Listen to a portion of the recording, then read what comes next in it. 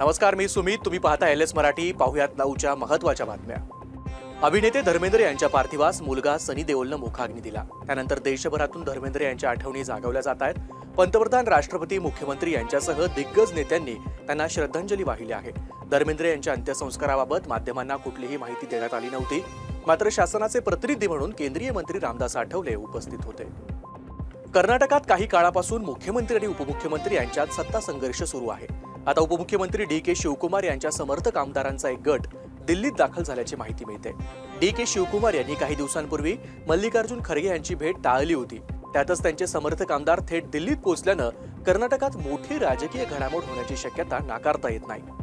रायगडमध्ये भरत गोगावले आणि सुनील तटकरे यांच्यातील वाद सर्वश्रुत आहे.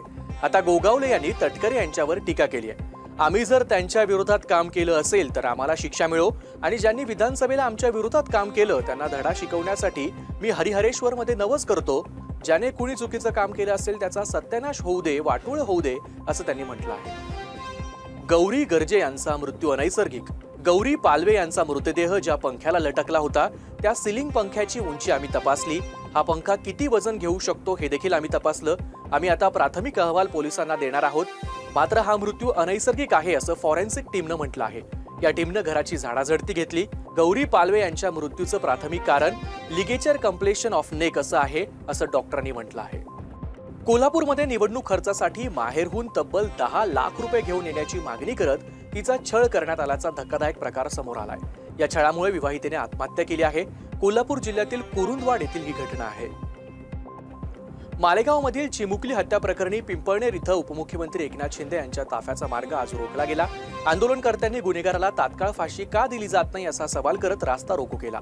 उपमुख्यमंत्री शिंदे यांनी गाडीतून उतरून आंदोलनकर्त्यांची समजूत काढली. अमरावती जिल्ह्यातील धामणगाव रेल्वे नगर परिषद निवडणुकीत भाजप आणि काँग्रेस यांच्यात रंगतदार मुकाबला होणार आहे. भाजपने आमदार अडसर यांची बहीण अर्चना रोठे यांना उमेदवारी दिली आहे, तर काँग्रेसनं वर्षा देशमुख यांना रिंगणात उतरवलंय. नाशिकच्या तपोवन येथील वृक्षतोडीच्या सुनावणीपूर्वी पर्यावरण प्रेमींनी सभागृहात गोंधळ केला. मनपा आयुक्त किंवा उच्चस्तरीय अधिकारी उपस्थित नसल्यामुळे विरोध झाला. उद्यान विभागाचे अधिकारीच हरकतीसाठी उपस्थित होते, त्यामुळे गोंधळ अधिकच वाढला. धाराशिवच्या कळंबमध्ये पैसे वाटपाच्या वादातून भाजप आणि काँग्रेस कार्यकर्त्यांमध्ये मोठा राडा झाला.